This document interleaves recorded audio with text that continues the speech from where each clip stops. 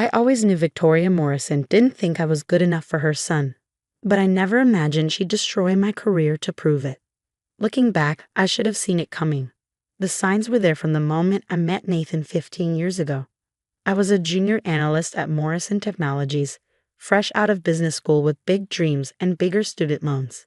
Nathan was the CEO's son, working his way up through the company's ranks to prove he wasn't just riding on his mother's coattails.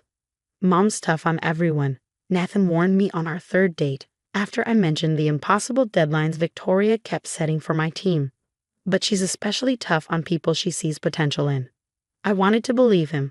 Wanted to think that Victoria's constant criticism of my work, my clothes, my background was some twisted form of mentorship.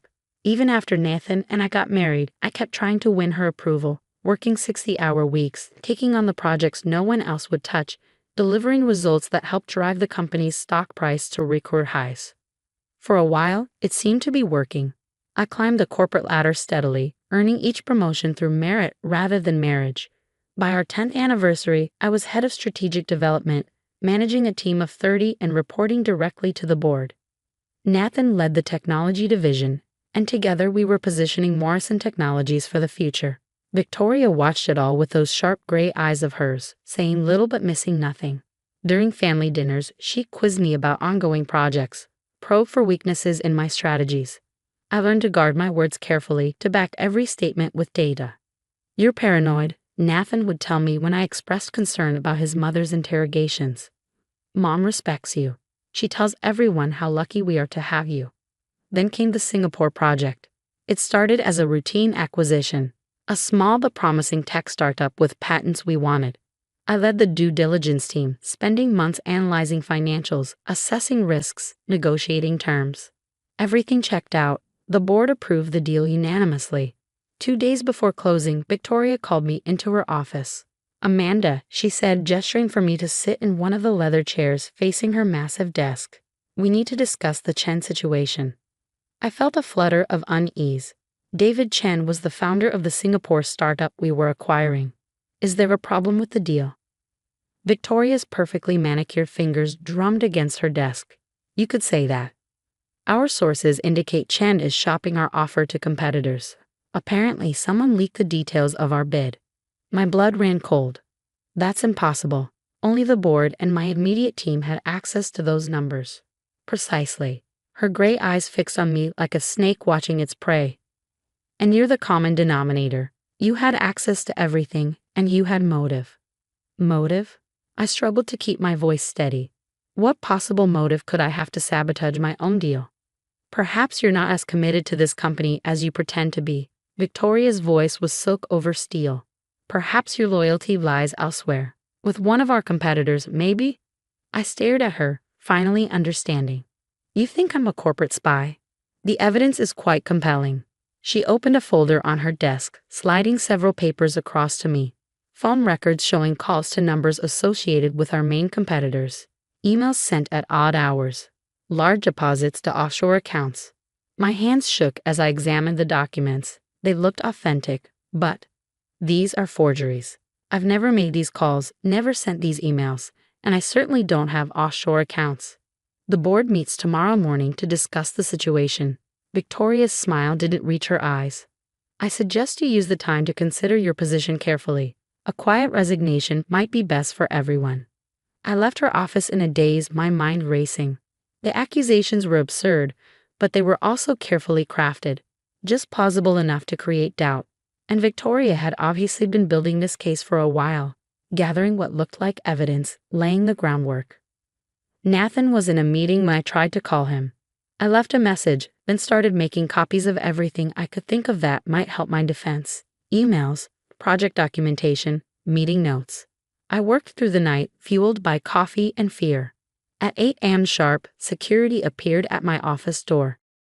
"Ms. Walker, we need you to come with us." They escorted me to the boardroom like a criminal.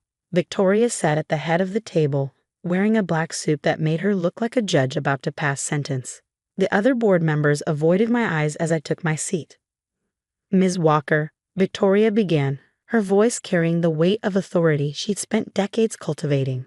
"We've called this meeting to address serious concerns about your conduct." For the next hour, she presented her case against me. The forged documents, testimony from anonymous sources claiming I'd been seen meeting with competitors, financial records supposedly showing suspicious patterns.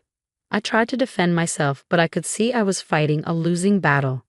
Victoria had orchestrated this perfectly, building a narrative that played into existing prejudices. After all, I was an outsider who had risen quickly through the ranks, who had married the CEO's son, who had access to sensitive information. The vote was unanimous. Termination for cause, effective immediately. Nathan finally called as security was escorting me out of the building, carrying my personal belongings in a cardboard box like some cliché from a corporate drama. Amy, what's going on?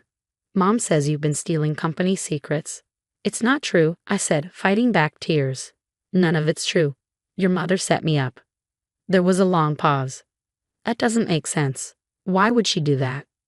Because she's never trusted me. Never thought I was good enough for you or the company. Nathan, you have to believe me. Another pause. I need time to think, to look at the evidence. Mom wouldn't do something like this without reason. I hung up, my last hope crumbling. Victoria had won. She'd managed what she'd been trying to do for 15 years. Drive a wedge between me and her son, destroy my career, prove that I didn't belong in her world. That night, alone in a house Nathan and I had shared for 12 years, I poured myself a glass of wine and tried to figure out what to do next. My phone was filled with missed calls from colleagues, industry contacts, even reporters seeking comment on my corporate espionage scandal. Victoria had done a thorough job. By morning, my reputation would be in tatters. No major company would touch me. 15 years of hard work, gone in a day. I was about to pour a second glass when my phone rang, a number I didn't recognize. Mrs. Walker? A man's voice, elderly but sharp. My name is Harold Chen, David Chen's father. I believe we need to talk. I sat up straighter. Mr. Chen, I'm afraid I can't discuss the Morrison Technologies acquisition. This isn't about the acquisition, he cut in. This is about Victoria Morrison and how she's been running her company for the past 20 years. I have information that might interest you. Information she definitely doesn't want made public. I thought about the cardboard box of belongings, about Nathan's hesitation, about 15 years of subtle undermining and careful manipulation. I'm listening, I said. Mr. Chen's next words changed everything. Have you ever wondered where Morrison Technologies' initial funding really came from? Harold Chen's revelation kept me up all night. The story he told about Morrison Technologies' origins was like something out of a corporate thriller: stolen patents, betrayed partnerships, and carefully concealed paper trails leading back 25 years. Victoria Morrison didn't build this company, he explained, his voice heavy with old pain. She stole it. From my family, from her original partners, from everyone who trusted her. I spent the next 3 months investigating, using contacts I'd built over 15 years in the industry. Every lead I followed unveiled new layers of deception. Victoria hadn't just betrayed the Chens. She'd systematically eliminated or undermined anyone who could threaten her control. Including me. My laptop became a digital vault of evidence. Old contracts with suspicious amendments, emails recovered from archive servers, financial records showing patterns of systematic fraud. But the most damaging evidence came from an unexpected source. Victoria's own executive assistant, Marie. I've been keeping records for years, Marie told me over coffee, sliding a USB drive across the table. Voice recordings, photos of documents before they were officially modified. I always knew I might need protection someday. The recordings were devastating. Victoria's voice, clear and cold, discussing illegal stock manipulation, planning the sabotage of potential competitors, orchestrating my downfall. Make sure the fake evidence is solid, she told someone in one recording. I want her completely discredited. No one hires her, no one trusts her. My son needs to see what a mistake he made. Nathan had moved up 2 months ago, unable to choose between his wife and his mother. I just need time, he kept saying, to figure out the truth. The truth was about to become very public. Morrison Technologies' annual shareholders meeting was approaching. Victoria had always turned these events into theatrical productions, showcasing her power and control. This year would be no different, except I had a front row ticket, courtesy of a small stock position I'd maintained through a blind trust. The morning of the meeting, I dressed carefully in a black suit that meant business. My hands didn't shake as I gathered my evidence, copies distributed on encrypted drives, documents organized for maximum impact, recordings queued to specific timestamps. The grand ballroom of the Morrison building was packed. Victoria stood at the podium, resplendent in designer clothes, projecting absolute confidence as she detailed the company's recent successes. I watched from the back, waiting. Finally, she opened the floor for questions. I stood, making my way to the microphone. Victoria's face flickered when she saw me, but she recovered quickly. I'm afraid only shareholders may participate in this portion of the meeting. Oh, I'm still a shareholder, I said, my voice carrying clearly through the room. Though not as significant as the Chen family. Speaking of which, I have Mr. Harold Chen on video conference. He has some interesting questions about the company's early funding. A murmur ran through the crowd. Victoria's knuckles whitened on the podium. This is highly irregular. So is corporate theft, I cut in, nodding to my assistant at the back. The large screens around the room flickered to life, showing Harold Chen's grave face. Mr. Chen, would you like to tell everyone how Victoria Morrison really acquired the patents that built this company? What followed was 30 minutes of carefully orchestrated destruction. We played the recordings, Victoria's own voice laying out her crimes. We showed the documents proving the systematic fraud. Harold Chen detailed how Victoria had stolen his family's intellectual property, using their ideas to build her empire while leaving them with nothing. These are baseless accusations, Victoria tried to interject, but her voice had lost its authority. The evidence was too clear, too overwhelming. Then came the final blow. The SEC has already received copies of everything, I announced, as have the FBI and the Department of Justice. But before they arrive, I have one more recording to play. Victoria's face went ash white as her own voice filled the room again. Make sure the fake evidence is solid.